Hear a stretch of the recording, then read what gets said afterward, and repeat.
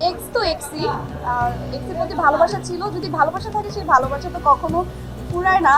হ্যাঁ, আজকে সবাই আমাকে মেহেরিন ভাবেই বলছিল আসার সময়। কিছু ক্যারেক্টার আছে যেটাকে আসলে আমি কখনো না বিট করতে চাই না, ওই ক্যারেক্টারটা ওরকমই থাকুক এবং ওই ভালোবাসাটা চাই যে সবসময় যাতে এইভাবেই থাকে, মেহেরিনের ভালোবাসাটা যাতে দর্শকের মাঝে এভাবেই থাকে।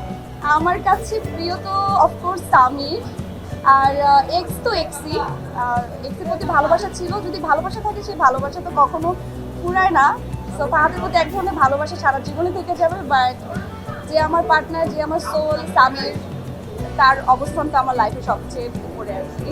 ভাই ভাইরাল নিয়ে এত বেশি ভাবি না কখনোই, কাজ করেছি মনোযোগ দিয়ে, কাজ দ্বারাই মানুষ আমাকে মনে রাখুক, এটাই আমি চাই। অফকোর্স ভালো লাগছে যে কাজের মাধ্যমে স্বীকৃতি পেলাম, অ্যাওয়ার্ড পেয়েছি, এটা ভালো লাগা আসলে অন্য জায়গায়। এবং একজন শিল্পী হিসাবে ভাইরাল থেকে বড় কথা হচ্ছে কাজ দ্বারা মানুষের সম্মান যাতে পাই,